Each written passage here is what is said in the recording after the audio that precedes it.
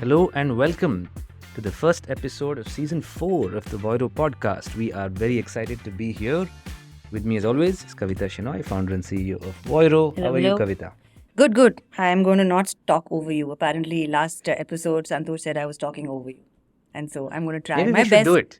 Just to- keep talking over and let's give the check sound his, engineers a let's energy. check their audio engineering skills. I'm very excited that we have our first guest. Yes, we do. So this season, like we talked about at the end of last season, we have a lot of guests lined up. Some very exciting folks who do some very interesting work in our industry. Today we have with us Krishna Rao and Abhi Rao, who have joined us for the first episode. Krishna is the editor-in-chief of OTT Verse, which he founded along with Abhi in 2020, with the ambition to write well-researched technical articles in layman terms all about the OTT universe, which we know and love. Yes. Krishna holds a PhD in video compression and has worked in multiple roles ranging from R&D, engineering and product in companies such as Harmonic, Media Melon and Airtel Digital. He's worked on large-scale problems in the world of video compression, streaming and video analytics, which covers various topics that we love to talk about: OTT, SaaS, CTV, SVOD, AVOD and much more. While he writes for OTT Verse, Abhi handles the business end of the organization, and we are excited to have both of you here today on the first episode. Thank How you are so you much. doing? Thank you so much, Anand. Thank you, Kavita. I've been a regular follower of your podcast. And since we got in touch, I think a couple of years back, before my stint at Airtel, and then I think after that as well, very happy to be here on this podcast to discuss some interesting topics with you today. Yeah. Hey, I'm before Anand launches into his master plan of the episode in itself, which was mailed to us yesterday, which we're going to flout, I'm 100% sure now. What made you take up your PhD in video compression? Like, what was it that drove you to do it? Is there an interesting story there? I don't know if it's interesting enough. We'll make it interesting. Yeah. So, like everyone, I worked for a couple of years in India. I realized that I always like to do something innovative. And my first job, I realized there is absolutely no scope for innovation. You needed a chemical engineering background to do anything innovative. So I decided somehow to go to the US, do a master's. I always had this liking for image and video. Hadn't studied it, but something at the back was there that compelled me to study that. And I found a very good mentor over there, Dr. Juhi Kim. So she encouraged me a lot. And one thing led to another. I was the founding member of her lab. She had also joined the same year I had joined. So we had a room as big as this, no furniture, nothing. So from ordering furniture to ordering computers, laying like a startup. cables, Yeah. like a startup, writing Oh, the first exciting. line of code. So things led to that. A lot of students joined, and we had a very interesting topic also lined up, which was interesting at that point of time, 3D TV, which never took off. And I was What is 3D TV? 3D television where you were supposed to wear glasses and actually watch. Oh, yes, of course. In the early 20. I remember 2010s. ads for this as well. Yeah. Netflix Yeah. was trying to do something. Yeah. Everybody tried to do something, and then they realized it's too expensive. Yeah. I was even laughed at the TSA when I was entering the US. The guy asked, "You're really studying this? Is it really going to be a thing?" So one thing led to the other. I finished my PhD. So, I like it. I mean, Yeah. it kind of gave way, I'm assuming, to the fact that you have headgear and the VR sets and everything else, right? So instead of, and also to refute the fact that 3D TV doesn't need to be inside your homes, but more cinematic. true. Actually, what we worked on was a variation of 3D TV, which is called free view television, Okay. where you don't need glasses to get the 3D experience. Then? It's like those postcards and those rulers you had as Lenticulars. kids. Yes, Yeah. lenticular lens. Yeah. So they were supposed to be lenticular lens televisions where you would send like 10 views, and as you move, you would get a 3D experience. Wow. It sounds cool. It sounds cool, but like you see in the OTT industry, everything is kind of driven by the device manufacturers. Yes. So every new codec which comes out, the success almost depends on how many devices, whether Apple supports it and stuff. So none of the manufacturers said this is a viable product. So my entire thesis was like, how do you send 14, 15 views in the same amount of bandwidth which is required by single view? So research on that. No, I can see this being a thing where, if you have a mass viewing, like in a pub or in a space where you want to have like a stadium-like That's view. an interesting thing. It could be something, but it requires insane amounts of hardware, and the glass manufacturer themselves have to like get in on this, right? Because it sounds like more of a glass situation rather It than does. It does. so. My friend Nag works at Corning, and I remember famously he had come once and said, I said, what do you do? Because I only knew Corning as the plate manufacturer, right? Corning Ware. But they also manufacture glass. And so he's like, you know Gorilla Glass? And I was like, what is Gorilla Glass? and I mean, those days it wasn't yet very popular. And then finally he kind of educated us on the whole concept of Gorilla Glass and how glass can be as thin as paper but as strong as steel and things like that. Gorilla Glass takes me to our first office where Anil, one of our other founders, was telling us about Rhino Shield. Oh. And he was trying to prove to us that it will not break. Oh. And so, as an experiment, I don't know if you remember, he brought an old phone and a hammer to the office. And he said, have at it. And we all tried. And I remember finally Kavita was one who was able to make it break. She just went to town on that screen and she proved to him that it. And then he said, no, if you really want to break it, you could. But if you drop it, it's not going to break. So yeah. Yeah, we ran various experiments. We kept like gravel on the ground. We dropped the phone from various. We've run all sorts of experiments in this office. Itself sounds like a viral video in this week. Absolutely, everybody has a story, and we are very curious to know what is your story. What is like? How did OTT Verse come about? What's the secret behind? When you look at your profile, you were you're on the path. You have a PhD, correct? You were working in a listed company. Let me interject there and just say, first of all, that Kavita is a huge admirer of people who have PhDs. Yes, I think it's a mark of resilience as well as you're just the academia actually, and people in academia always inspire me because I was terrible at it. But anyway, that's a story for another day. But if you look at your profile, and I'm sure, and Abhi also comes from the financial background. Both of you have tossed this up to do something that is super left field. Yes. Writing. Yeah. And it almost sounds decadent, from an English way. I'm just going to retire and write. And it's not even like you have young kids, and it's not like you're done with all the craziness of life, and you've yet decided to throw yet another googly in the middle. So tell us your story. How did you decide to get off the well-beaten track? So to start off with, I think towards the end of my PhD, I realized what the actual definition is: permanent head damage. So, so after that, I took up a traditional R&D role at Harmonic. A bunch of fantastic people to work with. Learned a lot about codecs. How do you engineer them? What goes into defining standards? How do you the stuff we used to do was very interesting. Spend 2-3 hours a day just watching TVs and saying this vase looks better on this screen than that screen, tuning, all of that. So that was good. But then we decided to come back to India after 4 years we were there. 2018 we moved back, and then I picked up a product role at Media Melon where we worked on quality of experience analytics and a variation of ABR streaming, a bunch of things. And then the pandemic hit. What is ABR? Adaptive bitrate. So it's the way video is delivered to YouTube, Amazon, all these OTTs. Right? That when you start playing, you can see that the quality is a little low. But then as the player detects that your bandwidth is good, it will start pulling the higher quality versions of that video. So it adapts to your bandwidth. Yeah. That way. So, but when the pandemic hit, I was actually quite tired by then. Slogging it out for almost 12 years on the trot. So discussed, and then we decided I'll take a small career break. Expenses were super low during the pandemic, nothing to do. So it was just relaxing. And then Avi actually alerted me to the fact that I had written one article somewhere on some obscure blog, which I had forgotten the name, username, password, everything. So I hunted through all my emails. I have 5-6 emails for all these marketing stuff and all that.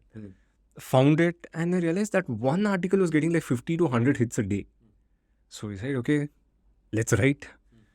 So started writing. I used to make a lot of notes. That's just a habit of mine. So started cleaning up the notes, making it easy for people to understand, putting it online.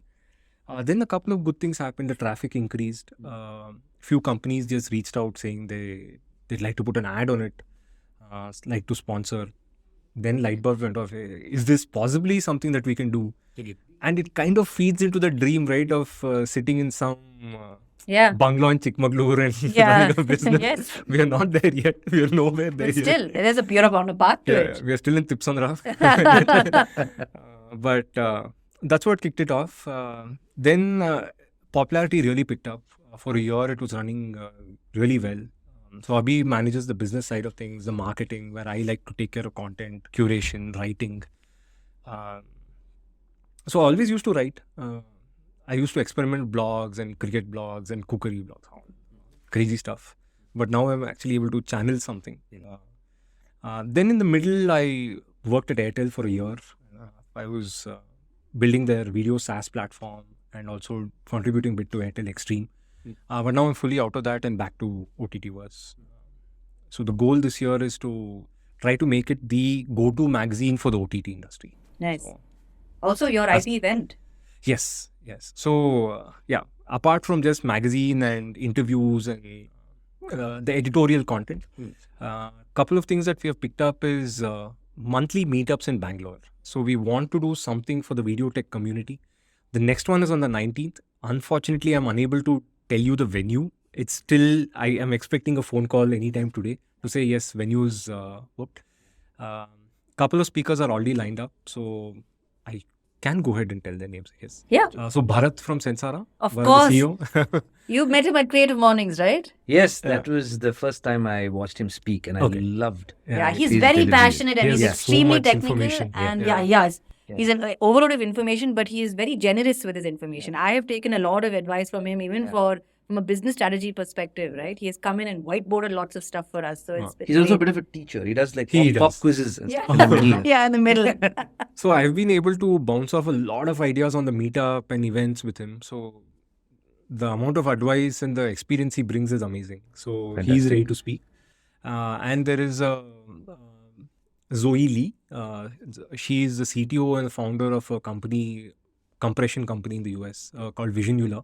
So she's visiting Bangalore on sales business purposes. So she's ready to talk as well. Oh, that's Nice. fantastic. On Codex and the next evolution of Codex. So she's, and most likely the third slot is going to the company which is giving us the The space. host. Yeah, the host. I'll confirm that in. Excellent. Sounds exciting. I mean, we need a lot of these things. I was reading the headline where Sam Altman was saying work from home is coming to an end. I strongly disagree with that. I don't think work from home is coming to an end, but I think people are going to place a lot more importance in face-to-face and in-person meeting. It's not going to be something where you ignore the other person's physical presence and get into your own space. You're actually interacting with everybody. So given that, I think these events are gold because that's the only way you learn. It's a very social Absolutely. experience, right? Learning. Otherwise, I mean, I think all of us, when we began our careers, we depended on seniors. You needed somebody next to you. Can I do this? Can I do that? Everything you can't set up a Zoom meeting, guess their availability. It's But too I like unnatural. the fact that coming out of the pandemic, everyone's realized that hybrid is actually a very good way to go because, as humans, we are tuned that everything has to be either good or bad. But the point is our weeks can actually be hybrid, right? You got enough time to come jam with your team. You got enough time for deep work. You got enough time for various types of work that you do. And I like the fact that we're moving in that direction. So having a face-to-face meetup like this, I think will be really, really good. No, I also feel like evolution of work and people and how we spend our time also has to sort of catch up, right? I'm not going to spend 9 hours of my life inside an office when I have the capability of doing 2 things at once. I don't have to be sitting in the office waiting for something to come through. So I think it's a great thing, but I'm looking forward to all the news that we can get from these events. Yes. And I'm sure everybody in Bangalore will be very happy because most of these events sometimes happen in Bombay and Delhi and they're so inaccessible. So finally Bangalore gets their own. So these are the meetups that we are holding every month, and the plan is to hold a full-fledged event. We're actually in the midst of curating one for even August, where it'll be a half-day style on a very, very relevant topic. More information on that later, but Great. a better one in longer format one in January for sure on the OTT We are industry. very excited to partner with you on this in any way that we possibly can. Absolutely. So I had a question for you, and I wanted you to sort of help educate us, right? With your background, with Abhi's background, I love what you guys have done with OTTverse. You have chosen to not focus on only the technical side of what you're doing. You're also saying, I've looked at articles that you've written about IPL and multi-camera streaming and what's happening with HBO content that's soon going to make its way to JioCinema. I love the fact that you're also building a bridge to the business end of the OTT industry, right? Can you help us understand in layman terms what the OTT stack is all about? Today, as a user, like you already mentioned codecs, you mentioned adaptive bit rates, but to a layman, what is it that happens behind the scenes when you click on play? Other than, of course, Right. getting frustrated. They always say if you want to truly understand a person's character, put them in front of a low bandwidth buffering video. buffering video and just sit back and watch. You'll get a true sense of their character. But what is it? What is firing behind the scenes when you click on a video, and how is it getting delivered? What's the supply chain like? Okay, so I would say let's divide it into two things. Some things which occur to one time and some things which are recurrent, which actually feeds into business side of things. So if you look at the one-time activities, and I'll only talk about video on demand. So video on demand is essentially episodic, movies, nothing that is live streaming. That is a little more complicated. So anything that is video on demand, right? The video has to be prepared for delivery only once. And then it is ready for delivery. The delivery might occur 1,000,000 times, 1,000,000 plays. So if you look at the first part of it, video which is uncompressed in its raw format, which is called YUV, you can ignore that, is several gigabytes in size. It's huge. It's just massive and something which cannot be delivered over the internet, normal bandwidths and all. So that's when you compress it. So compression, I would put it as I would actually use the word art. It's the art and science of reducing the size of a video while not affecting its visual quality. But there you can put a caveat, right? All of us have used Photoshop or some sort of photo tinting tools where you can apply a filter and a bit of graininess in the video goes away or the photo goes away and it still looks presentable. People don't know the difference. So that is compression, right? How does an algorithm throw away parts of the video while ensuring that the user or the person who watches cannot make out the difference? So it's a bit of psychovisual. So you understand through science there and maths what can be thrown away in a video. For example, if you take Tom and Jerry, very simple videos, right? It's just flat colors, flat brown, flat green. There, if you scratch or you add a color, it's extremely visible, right? But if you take the IPL crowd, if you take the stadium, in that stadium, if one guy's face has some problem, like a scratch or something like that, you cannot make out the difference. So these are the kinds of cues you have to pick up on. Regions with high activities, you can actually get away with throwing a lot of details. The human eye cannot make out. But regions which are flat, like a human's face or the walls, you cannot throw away details. So you build algorithms around all of this and you compress the video. So this is very simple, right? You compress and you deliver it. This is our 1990s style, early 2000s, where you download a video, it downloads all night, and the next day you can watch, right? And if you wanted to watch the last 2 minutes of the movie, you still have to download the whole 2 hours of the movie. So the natural evolution is, why not chop up that movie into small bits, right? And then deliver 2 seconds at a time or 4 seconds at a time. So now the player can get intelligent and you can tell the player, I only want to watch the last 2 minutes. So the player does some back calculation and says, 2-hour movie, last 2 minutes corresponds to chunk or segment number 1200, blah, blah. So only those 2 seconds are sent over. So that's a much more efficient way of video streaming. Rather than downloading the entire movie, you can download bits and pieces of the movie. The next natural evolution of that is with devices. Now you have a large screen or you have a small screen. Do you have to deliver the same quality for both? Or if somebody has a 2G, 3G connection versus somebody who has a fiber in this house, you cannot deliver the same quality, same size. So when you break up a file into tiny pieces, that's like a horizontal, you're cutting it. Why don't you do it in a vertical, like create a matrix? So you have the highest quality, then you have the next quality. So 1080p, 720p, 640p, 480. You create multiple versions of that and break them up into 2 small seconds. So somebody with a small phone, a phone traveling on the metro might have some 3G, 4G speeds. So he gets the lowest resolution. But somebody who has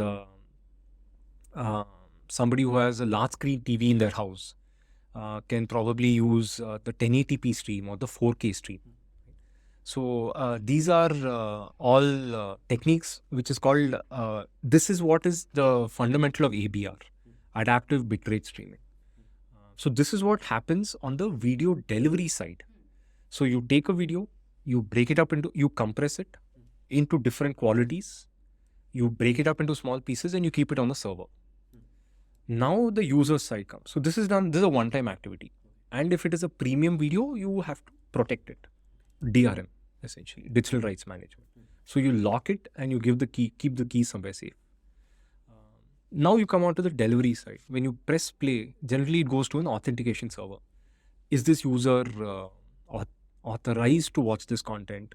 Has he registered? You have all the business rules which will come in. You'll say he has an AVOD plan, but this is he has an advertising based plan, but this is a subscription only. So then you show a pop-up.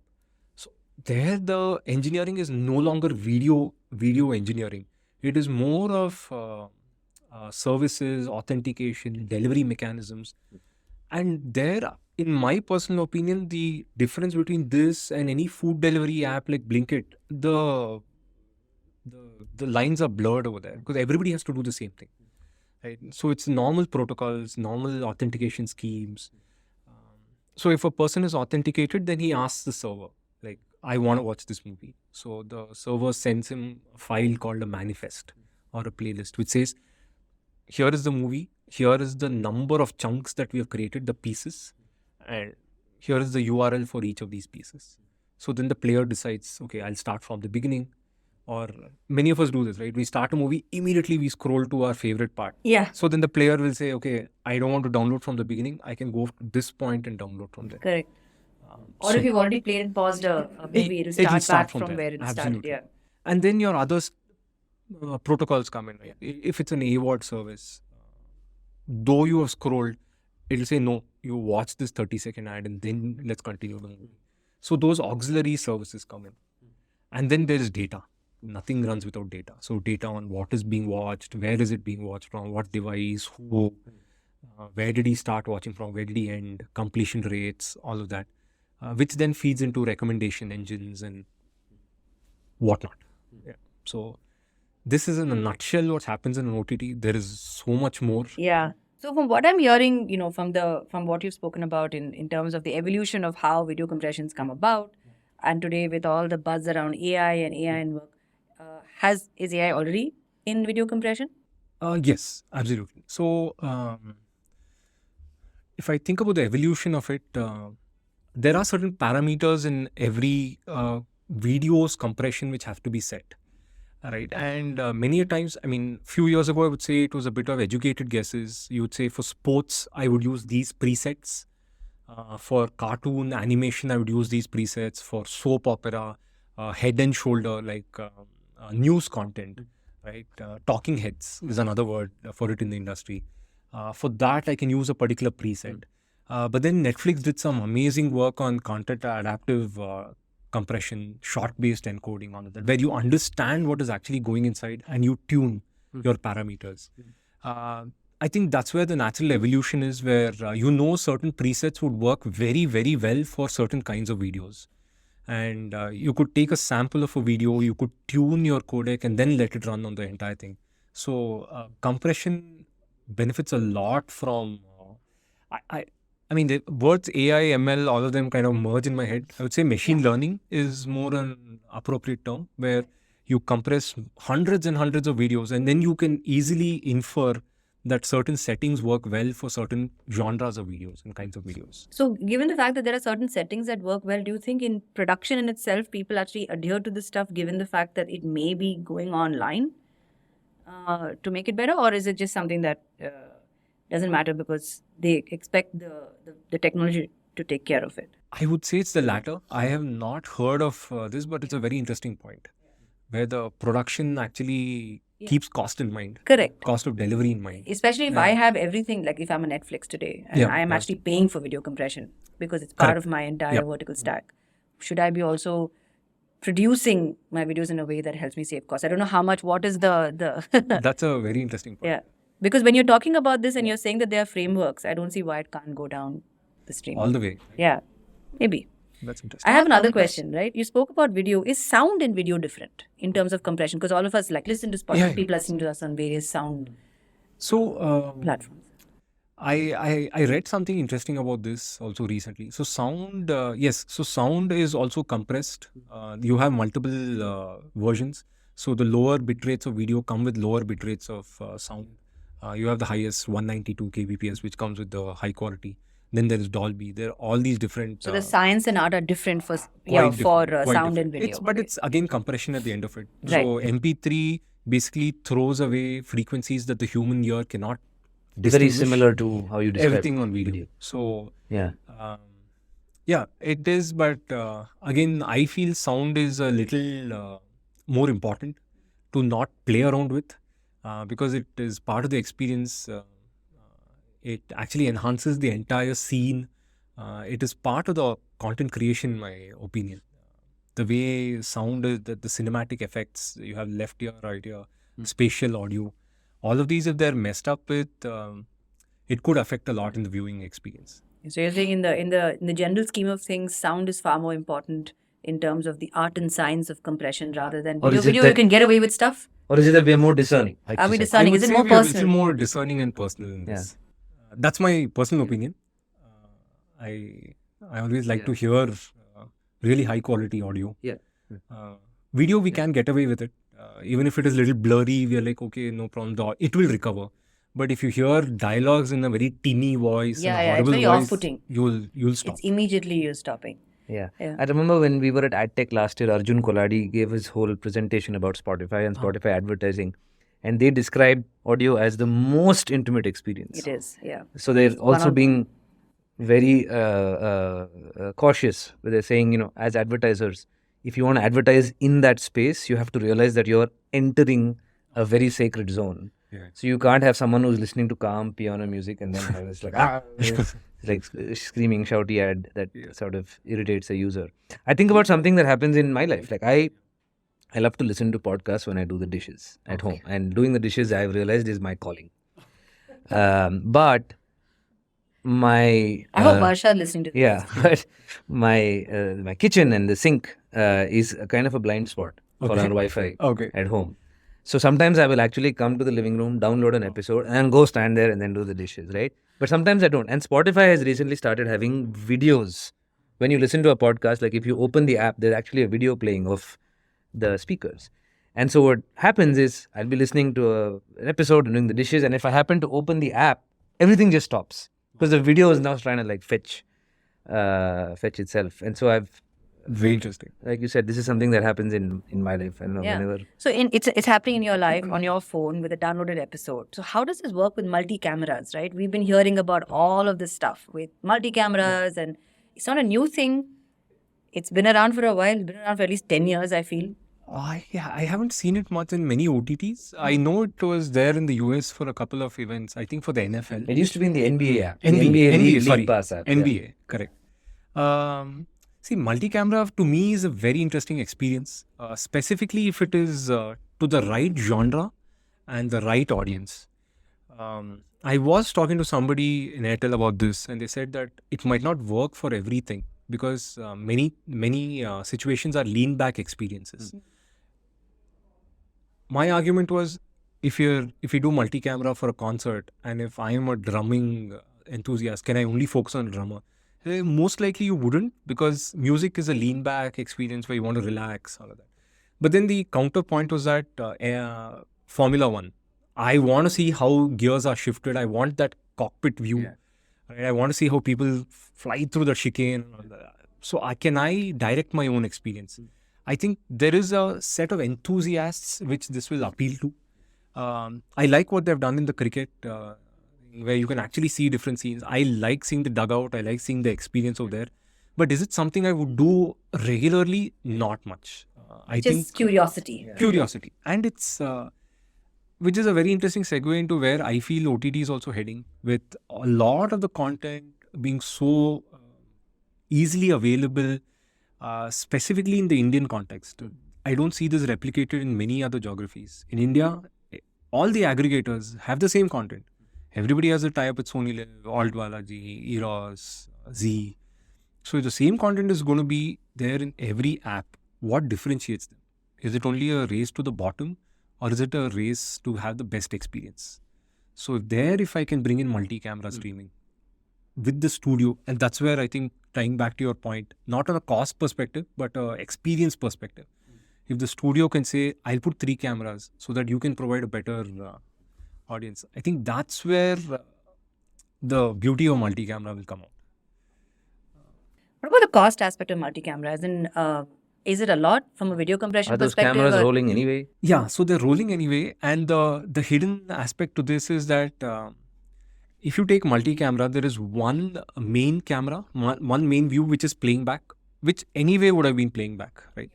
And then you have tiny ones. So there are 2 ways of doing it. Either when you do the compression, you can build it to the smallest size, which is called a postage stamp size. So you can either have stamp size. Which is what you wrote about on the current IPL thing. As a I think clever. they've done slightly different. Oh, so okay. you can do postage stamp size, which the bit rates are very, very low. And you can even get away with very low frame rates. It's almost like looking through a peephole. Correct. Right. So it's going to be like 10 frames a second or 5 frames per second. So a periodic update, it doesn't harm the experience. What these guys have done is actually put a image over there. It's not even a video feed. They put a representative image of what that feed will look like. Dugout feed, this. So you're only delivering one. I wouldn't say you would have anyway compressed. Yes, there is an additional compression cost, but your delivery cost is where most of the money goes. Yeah. Like just going back to our OTT, that explanation, you compress once, but you deliver 1,000,000 times. So your CDN delivery cost is the deal breaker. No, but I think you hit the nail on the head, because if it's a lean forward experience, as a user, I'm willing to toggle. I remember I used to have the NBA League Pass many years ago, and I was very excited. They said, you can have a game cam, you can have a LeBron James cam, you can have a Steph Curry cam. I used it for like 2 minutes, and after a while, I was just like, just show me the main one. I just want to sit back, because also the replays are only in the main cam. And in between plays, LeBron is standing in the corner scratching his head. Not very exciting for me to watch, right? So I got excited about it, but like you said, Formula One, I know that the Signal has this newsletter called The Playbook, where they were talking about this, and they said Formula One enthusiasts want to put 2 drivers side by side and watch that battle between them, and they're willing to go and configure that for themselves. Wow. Formula One is, for an enthusiast, it's rarely a lean back experience. Someone like me, I'll watch the first 10 laps and let it run, and I'll watch the last 5 laps. Or if something happens, if there's a crash or a battle. But I won't do that. But I get that enthusiasts might do it. So I think the nature of the sport really, really matters. And this is an add-on experience. Like the small percentage of enthusiasts who are ready to do it. I mean, we had brainstormed about this in the past, saying that if there's something very interesting, can there be users who are, let's say, audience directors, right? Can I subscribe to somebody else's direction of the whole feed? I don't know. These are things I think where OTT has to evolve, right? Otherwise, it's going to be traditional like TV. That's it. It's like TV. Exactly. But I don't know, right? I keep like turning this over in my head. What is a sustainable model? At the end of the day, some of these things are very trendy. But what actually sustains constant view? What do you really need? Like when you started off this entire, episode, you spoke about how you've adaptive bitrate, right? The aim is get that video in front of the user. It doesn't matter what shambles it is in. Just make sure it's on and something is playing, and then we can start improving it. So I feel like getting a video in front of a user is just baseline. After that, it's a lot of other factors that come into play. Where you are, what you're watching, and how much your bandwidth is, and so on and so forth. Yep. No. One of the things we talked to you about 2 weeks ago is you were headed to NAB in Las Vegas for the uninitiated. Yes. What is NAB? What is this conference all about? Who attends it? And can you tell us what were your biggest highlights from the event? So NAB is a fantastic event which occurs every year in Las Vegas. I think now I might have been in different cities in the past. This was its 100th year. Oh. Not only video. I mean, there was radio and multiple events. So it's called the Centennial year. Did they do anything special for the 100th year? It was okay. I mean, they gave out t-shirts. I got a T-shirt. Oh man. Yeah. It was beautiful though. So a lot of people. In what I've noticed is in the European region there is IBC, which is the biggest show. There's Broadcast Asia for the Asian part, and in the US and that part of the world it is NAB, the National Association of Broadcasters. Very well curated show, which has multiple sections. So you can have the hardware side of video production. So all the hardware, the servers. There's an entire floor dedicated to cameras and live production, and those setups are actually an experience. So they have a green screen, they have professionals sitting over there, they have the camera, and they have a demo of how on the spot the lady is presenting a weather report. So she's talking to a green screen, but here they say now you can see the map behind her and all of that, and that's how that's their way of selling and demoing stuff. So all of that is there. Then there's the TV side of things where you have a lot of TV manufacturers who come and show. And then this time in the West Hall was the entire OTT experience. So in the entire tool chain. So you start with content upload, compression, delivery, digital rights management, CDN, players, recommendation engine, search, all of this, ad tech as well. So all the companies who work in this space generally come and exhibit over there, and people who want to buy or trying to explore technologies, mostly from the OTT side of things, they come, they register, they walk around. It's a proper exhibition. So you can get demos of the latest technology, you can set up meetings. It's a great place for two things, I would say, to get prospects and to also gauge where your competitors and the market is heading. Plus there was a curated set of conferences which was running on the side. So this is fundamentally the NAB experience, and in a beautiful city, Las Vegas. So every evening there's a What party. happens in Vegas? Stays Vegas, but here we got to bring back the information. So there are parties every evening, great networking sessions, a lot of fun stuff. Fantastic. So of all the technologies you saw, can you tell us the top 2 or 3 that you were very impressed by? So one, I mean, the natural progression of codecs. So that I was happy to see. I wouldn't say very impressed, but that has to happen every year. So it's happening, and that's great. There were, I think, 2-3 really interesting things which people are doing now. One is, I think, what Think Analytics was doing with personalization and the EPG personalization, which for me struck a chord because every time in our house when I try to work with the set-top box or EPG, it's like a game of skill. Right? Yeah. First of all, finding it. Finding it, Oh my goodness. Which button do you press? Yeah. Info or do you press guide or Yeah. menu? You go back to the artwork. Where is home? What is home? Yeah.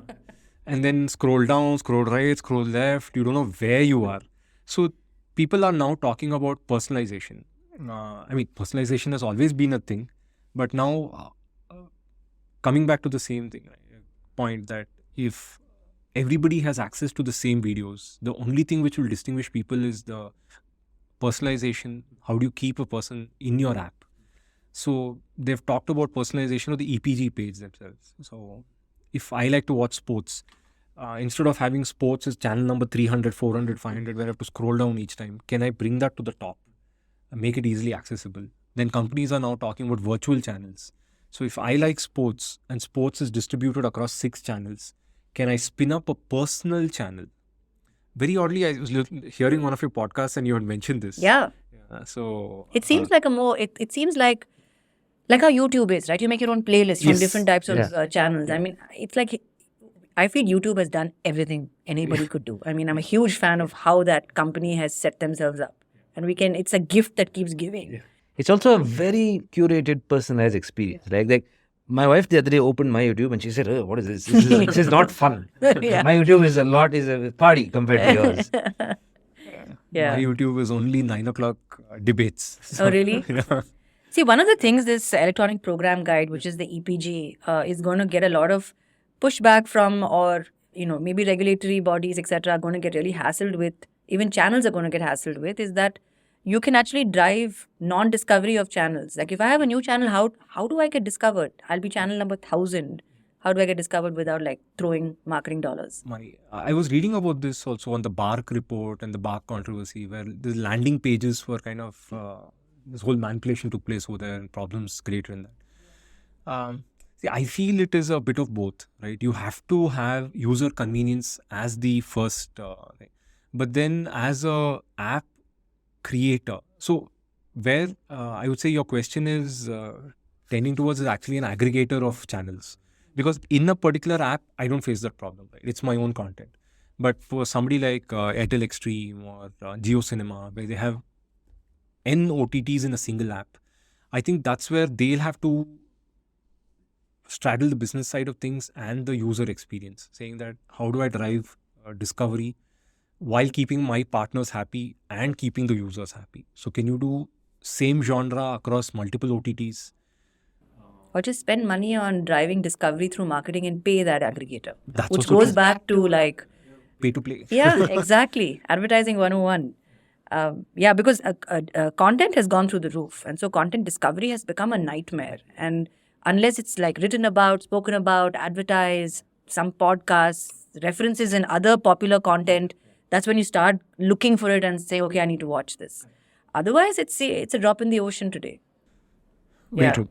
You mentioned that you also saw innovation from an EPG perspective in live sports. Yes. Right. Going back to how you described the entire supply chain for video on demand, did you see anything innovative in terms of live sport streaming? And also, what makes live sport exponentially harder than video on demand? So video on demand for most use cases is a very predictable engineering problem, right? You compress the video once, you know how many times to deliver it. If you know a particular show is going to be popular, like the Game of Thrones is going to be released on Monday morning, 9 o'clock, you can tune up your servers, be ready, and then all that. Live sports is a little unpredictable that way. And the word live itself adds hassles to all of this. So live, I mean, anecdotally, I have faced this problem just because where I live in Bangalore. In the 90s, I would hear firecrackers go off in Chinnaswamy when Yes, we yeah. defeat. But then when I look at the TV, the last over is yet to be Yeah, won. yeah, Right? yeah. So I know we have won the match. Yeah.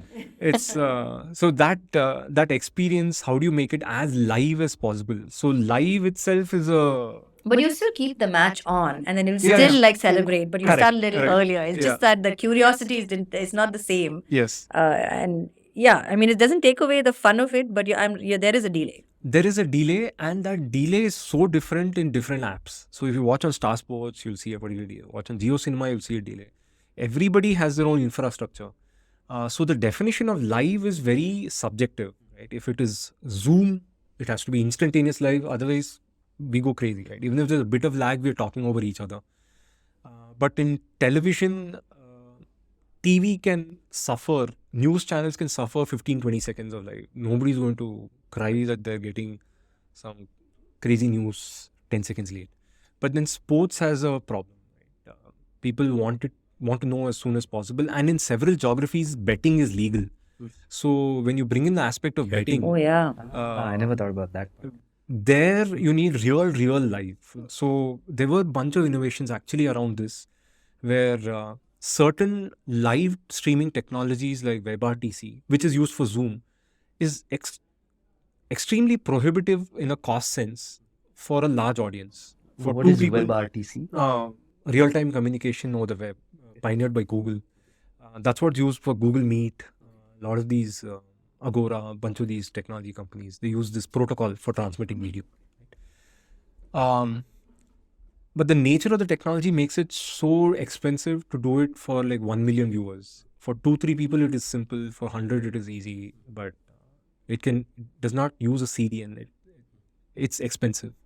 So what does it use? It's not a CDN. It has a different protocol stack altogether Okay. for doing this live transmission. A CDN being a content. A content delivery network. Okay.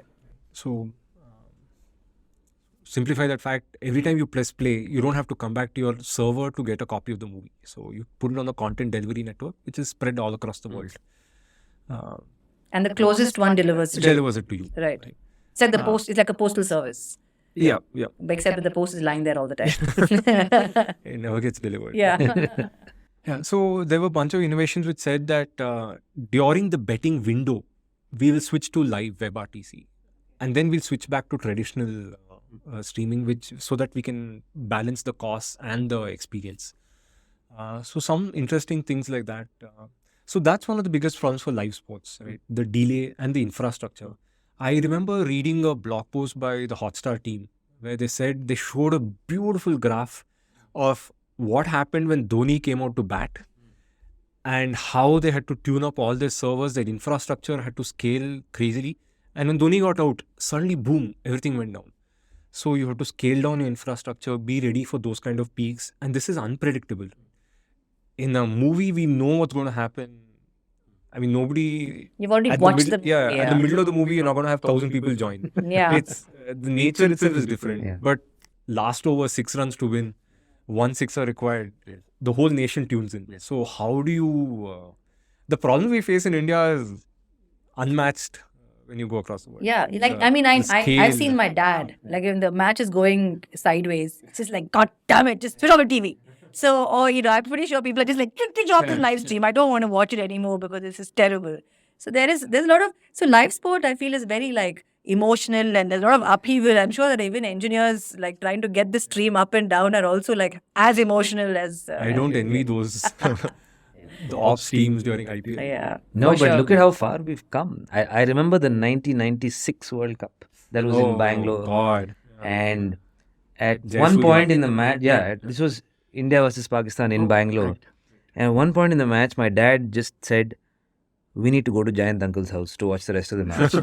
And said, "Okay, fine." And all of us just piled into our car, our Maruti 800, to drive just down the street, right?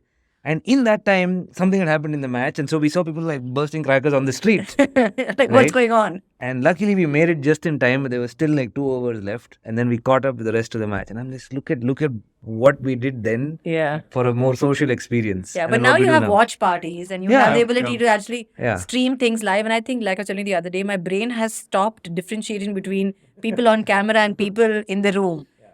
Because the other day I had a hybrid meeting where Anand was on my laptop and I had I had Santosh and Leena also in front of me. And we had a meeting back to back and I wanted to go join the other meeting he was a part of. And I finished this meeting, I finished the next meeting and I ran out of the room thinking he's sitting here. Oh. And he wasn't. And then I ran upside, went all over the building. And then finally, Anil said, "Why are you looking for him? He's working from home." And I was like, "Oh my God, he wasn't in the room with me." So yeah, so I mean, that's like, human beings, your brain can like trick you to doing a whole bunch of stuff. On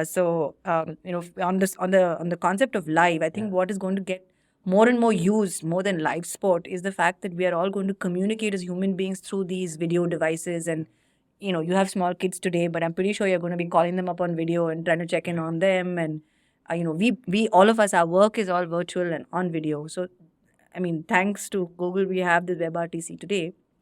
That's where the Yeah. innovation is going to happen. Yeah, Maybe it'll happen on live sport and then like sort of downstream come to all of us. always. Yeah. Also, sports fans are the most rabid. There's no room. There's no room for error. If you spoil a game for somebody, Yeah. That's it. It's going to be So- riots. I think in Italy, DAZN was pulled up by the government for not streaming soccer properly Oh, Ah. nice. in Serie. So Of there was a course, parliamentary discussion religion on this. for them.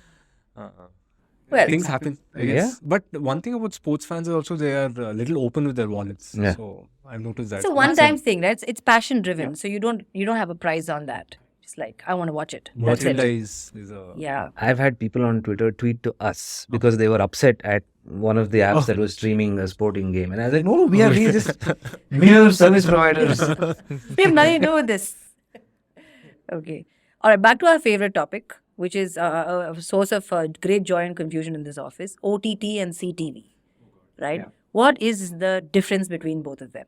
Is there a difference? So I also got confused eye of quite the a bit. beholder. Yeah. There's smart TV, there's OTT, there's VOD, CTV, and all of this. So I personally define it as a TV with two-way communication. Very simple. There is an internet line. You can send data, you can receive data. That's what makes it connected, and that's what makes smart is okay. There's a chip and all that. But this is the biggest differentiator, in my opinion, compared to a traditional TV and a traditional legacy Linux-based those set-top boxes, right? Which can only get one-way information. Now, when you call it connected, it is connected, I feel, to a backend, which now can receive data. You can get first-party data. You can personalize the experience. You can curate the experience for the user. That's where I feel the whole connectedness comes into the whole space. That's my personal definition. And OTT? OTT is just the form of delivery. Just I a would form of say. delivery. That's it. It's not a device. It's not a return path. It's nothing. It's an app. I mean, the way I learned about OTT was basically on the cables in the US when you get your TV.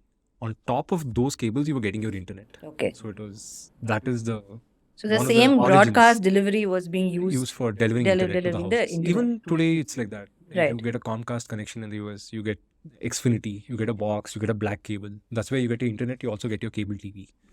But I think it has become synonymous now, at least in most constructs and segments, to just to refer to video. There are some purists who say OTTs also audio, OTTs. Over the top of print, any kind anything. of media. But today, when you say OTT, like Hindustan Times has named their app OTT Play, right? They didn't call it over the cable something blah blah. They didn't give us that. OTT means video. Correct. I guess it's like Xerox, Godrej in our houses.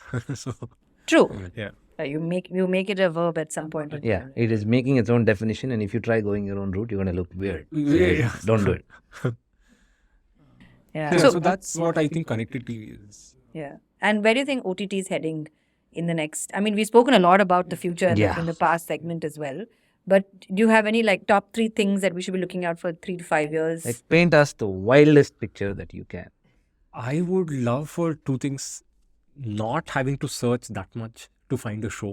So discovery. So discovery and curated experience, right? This is like that Maslow's pyramid, right? Self-actualization. Yeah. So at the top, we actually need someone to help us save time and coax our ego and all that. So just help me find something quickly, which is why I was talking to somebody last week and he said that there should be so much overlap between the likes of Amazon, Flipkart, Blinkit, and OTT platforms. If you log into Blinkit, it knows what you buy, knows what time of the day you buy, everything, and it automatically suggests, you bought this last week, do you want to buy this? Is there something stopping OTT from doing that? Right? Curated experiences, learn from data. There is a lot of data in the market. If I like to watch a particular series, can you just download the next series? If there is a way, I mean, people read SMS, right? You got an SMS saying that you have a flight tomorrow. I say, hey, we've already downloaded this video for you, for your flight, send a push notification. Or you say in the next up, curate a reel and saying, because you watched House season 12, episode 3, here's episode 4 lined up for you. Right? Try to make things easier. Right? Yeah, for some reason, I think we're not there yet. Like, sometimes I open an OTT app, I'm midway through some series, and instead of watching episode 5, I have gone and opened episode like 7. I'm just like, what? What's happening here? What's happening here? And I'm like, you know why I'm here. You know why I'm back to. Why do you make me go and choose? You just So continue. I have a simple hack, right?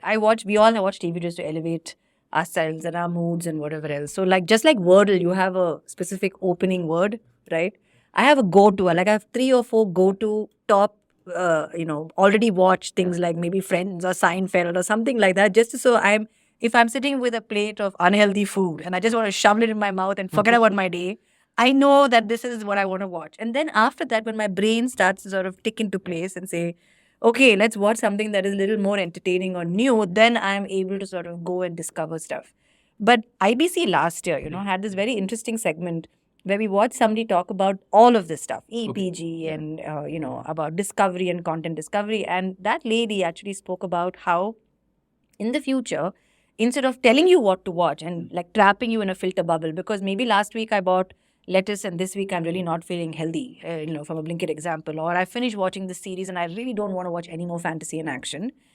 How do I want to feel today? Or what kind of mode am I in, right? Am I sad? So if it can be both, it can either be I'm sad and I want to be, and therefore the television will pop up stuff to make me happy, or I want to laugh, and so on and so forth. So it kind of gives you what emotion you can feel from watching this content, which is also which is also a good way for even advertising to sort of segue themselves in. A lot of these emotional AI data guys have come into place to be able to understand what human emotion is being displayed while watching this particular content, and therefore what kind of ad you can place next to it, and so on and so forth. So it's an interesting thing because TV actually makes us feel stuff. Yeah, kind of drives you, content, not only TV, it kind of like pulls you in. So it makes sense to play on that emotion. And to just add the nuance, I've always loved Indian advertising. Yes. I think Yes. one of the most creative guys. 100%. Fevicol ads, that Happy Dent ads. Yeah. Oh God, those are like short films in themselves. Right? If you can curate more of those, enhance the CTV. So the reason I love CTV is it's such a rich medium. It gives you a large real estate to actually show off creativity. Plus, it is an addition to what's in your hand. Everybody, I think, watches TV with their phone in their hand. Everybody, I mean, probably most of us. No, all of do us. right? So, is there a connection that you can create between that? Can you have a less clunky remote right in your phone? If you watch an ad over there, is there a way you can connect it to your phone and say that you just watch this ad, continue your journey here, or give them a 10% coupon to continue the journey on their phone? Right? It theoretically should be possible. If you're subscribed to Z or any of these OTTs, you have it on your phone, you have it on your TV. Is there a way you can make that connection and continue the ad watching experience here?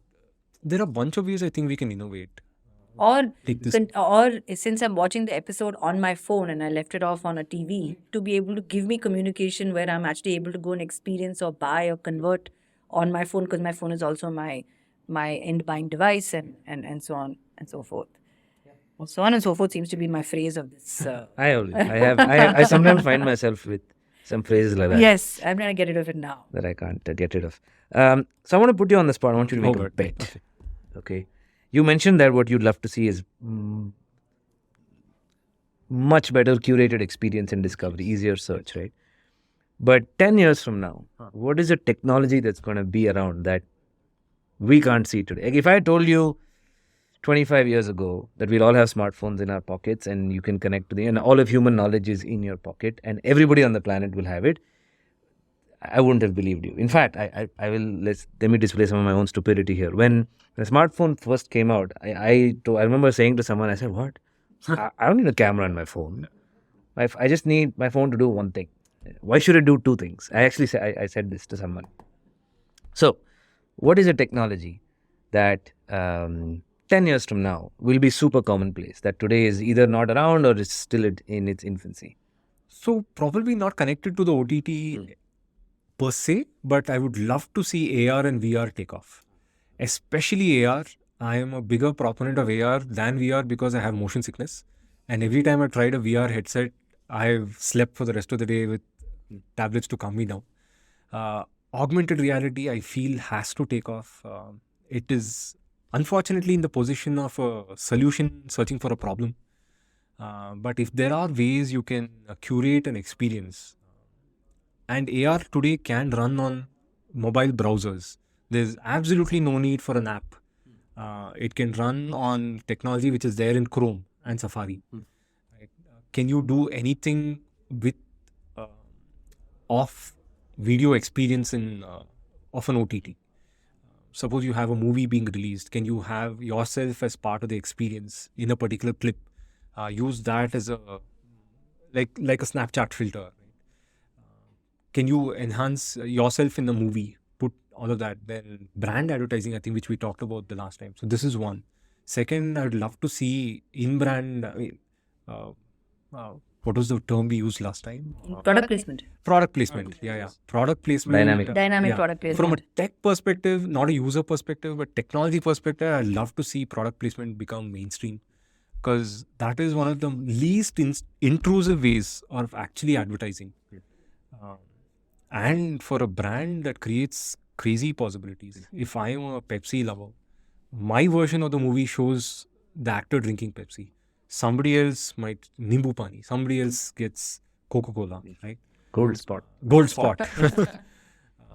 These are things that I'd love to see, but if I see where the industry is right now, production costs are high. People are not ready to pay for experiences. Ad CPMs are not the highest. So where I would suggest, where I think people are going to place a lot of the money is how do you prevent churn. So again, comes back to personalization, keeping the user there, maybe even other marketing techniques like coupon codes and stuff like that. I think one of the things that is going to be like mainstream in the next 10 years, already kind of getting there, is this ability for people to actually make a lot more money. They can actually make bank with content. Like TikTok has gone like half seas with their content creators.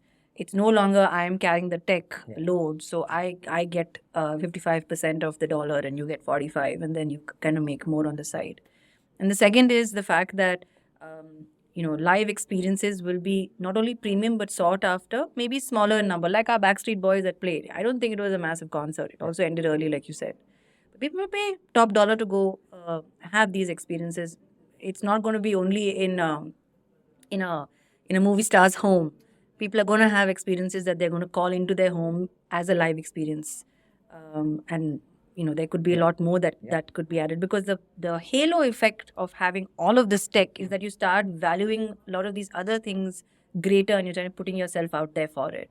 Very true, very true. I think this whole chat GPT and all of these things are kind of teaching us that the getting through the mechanics of doing something somebody is already solving. Now it's time for creativity to step in and figure out. Yeah, so maybe we're on the precipice of another revolution, because a lot of the stuff is already automated, so we need to find something more. I love the fact, if you saw Vikram, the Vikram Part 2, Kamal Hassan's.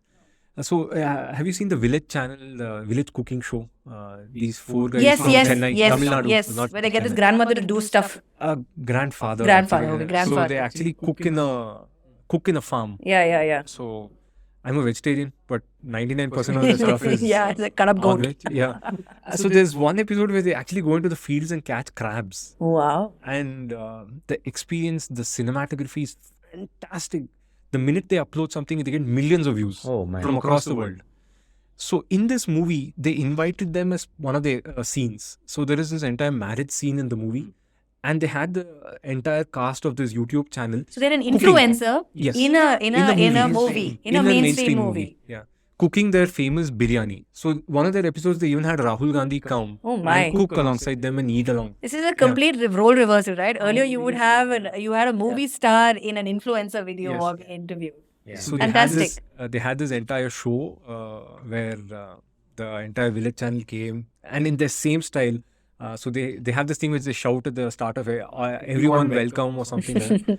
So they shouted and everybody realized, hey, this these is it. guys, right? Fantastic experience. Yeah. I mean, I think this year's IPL has also done that. There are a bunch of Influencers. Kannada comedians, influencers on Instagram, stand-up, beautiful short reels, right?